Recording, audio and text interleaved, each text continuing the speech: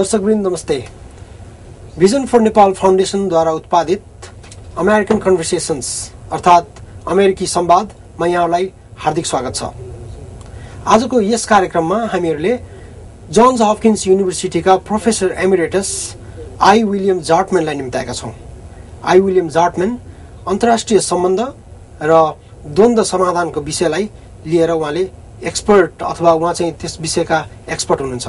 उहाँले अफ्रिकाका विभिन्न देशहरूमा भएका द्वन्द्वहरूलाई समाधान गर्नको लागि प्रमुख कार्यकारीको भूमिकाहरू खेलेर आइराख्नु भएको छ र अहिलेको नेपालको वर्तमान राजनीतिक अवस्थामा नेपालमा भएका राजनीतिक अस्थिरताहरू र संविधान बन्न नसकिरहेको अवस्था र संघीयताको प्रश्नलाई टटकारो रूपमा समस्याको रूपमा देखिरहेको अवस्थामा हामीहरूले यी विषयहरूलाई केन्द्रित गरेर विलियम जार्टम्यानसँग यो आजको अमेरिकन कन्भर्सेसन्सलाई कन्टिन्यू गर्ने जमर्को गरिरहेका छौँ र हामीहरूले आफ्नो बारेमा धेरै कुराहरू गर्नुभन्दा अगाडि हामी विलियम जार्टम्यानबाटै आज सुनौँ उहाँले कसरी नेपालको राजनीतिक र नेपालको अहिलेको यो ट्रान्जिसनको अवस्थालाई कसरी हेर्नुभएको छ र उहाँ जस्तै अरू विभिन्न प्रकारका अमेरिकामा रहेका इन्टेलेक्चुअलहरूले कसरी नेपालको राजनीतिक परिदृश्यलाई यहाँबाट अवलोकन गरिरहेका छन् त्यसको लागि सुनौँ विलियम जार्टम्यानकै मुखबाट।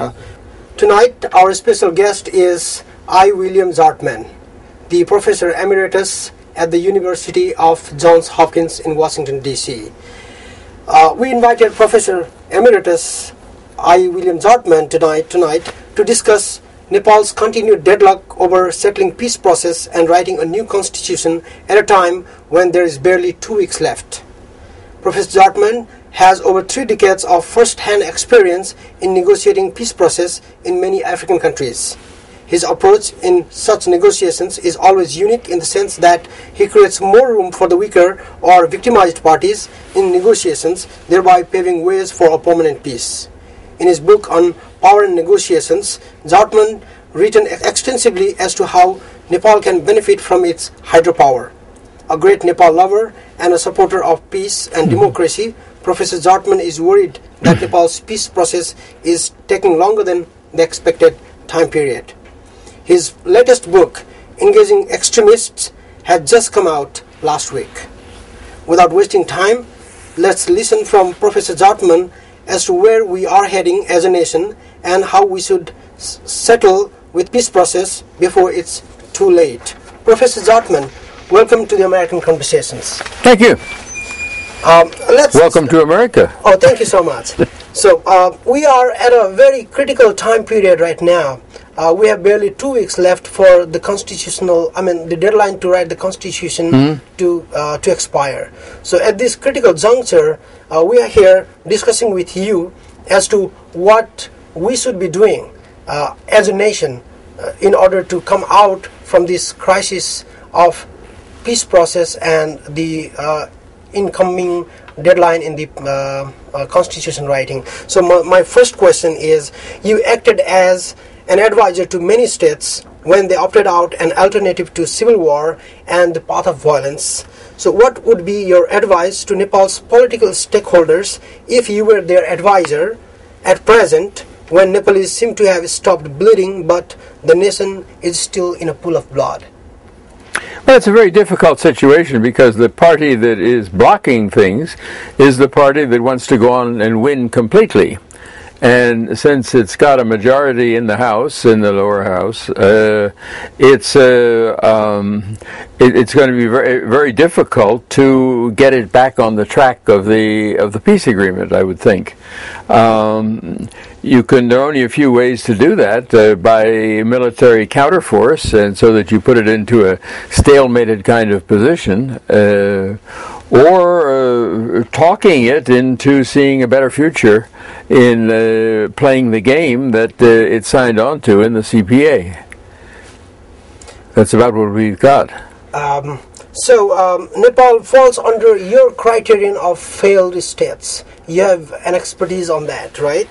So it has no rule of law, it has no peace and security, and no environment for trade and business, and no control over politics, We are guided by politics from outside our country.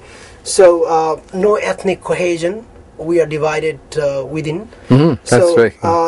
Among others. So in this situation, are we already a failed state, or if not, how fast are we falling down? Well, we say that the category of a failed state is a state or a collapsed state is what I used, is when the government is not effective throughout the country and there's no rule of law, as you have talked about it. There's a broader category that people use now much more of failed states or failing states, that is on the slope to failure or slope to collapse. It's hard to tell how fast one goes, and sliding on a slope to collapse can often, at the last moment, give the parties an impetus to grab themselves and say, no, we don't want to go down this road, and we want to pull together and get ourselves out of that. Again, I can't tell you whether there's any possibility of that being a state of mind in Nepal, but that's at least a potential positive effect of this of sliding into collapse. How long will it take? One can never tell. Yeah. You are a noted political risk analyst also. How do you review Nepal's stalled political and peace process? Isn't it too late for the politicians in Nepal to stop bickering over power sharing and sit down for a serious stuff like where their political stakes are lying? Well, people do that when they think that an outcome to be negotiated is even better than the present mess that they're in. And apparently your politicians would rather be in the bickering stage than in coming to some kind of an agreement. And again, as I've said, there needs to be some kind of event that makes them see that if they keep up this bickering, they're not going to get anywhere.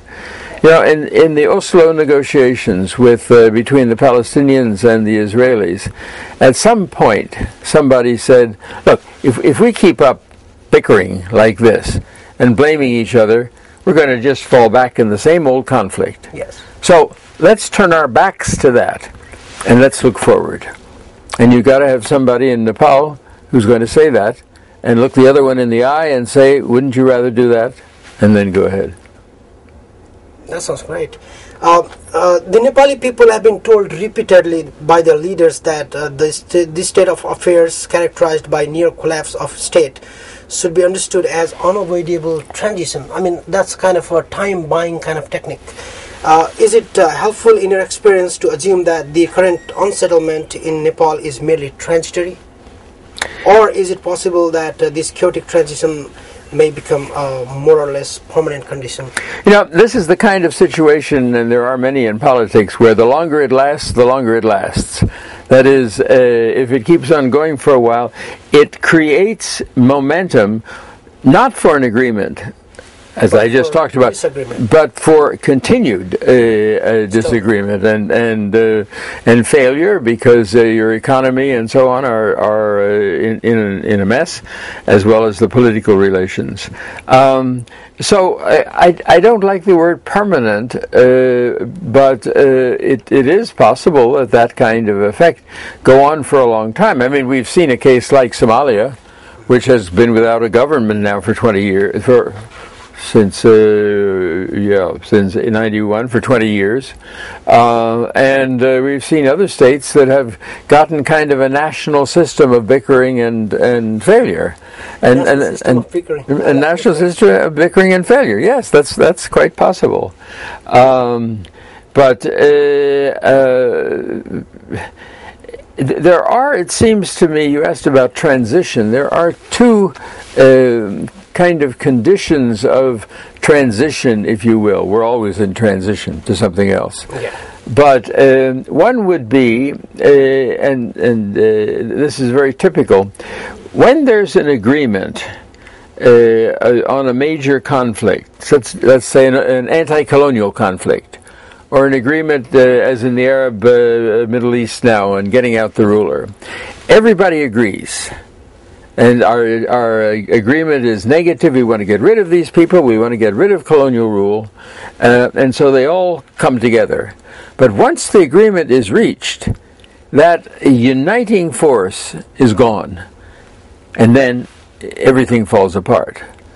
That's one case where a transition, in fact, can lead to a falling apart a disintegration of the political agreement. The other one is when one of the parties to the agreement looks at that agreement as simply a resting spot to go on into the next phase of the agreement because it thinks it can do better. And if it thinks that, then unless it changes its mind, somebody has to work on that, but unless it changes its mind, it's going to simply take advantage of that agreement. The other side says, wow, we got an agreement, and then we'll push on. And unfortunately, you've got a good example in your subcontinent in Sri Lanka, where there was a ceasefire agreement, and everybody went out and looked for some more weapons, and the government won. Yeah. And in this case, it may not be the government that wins.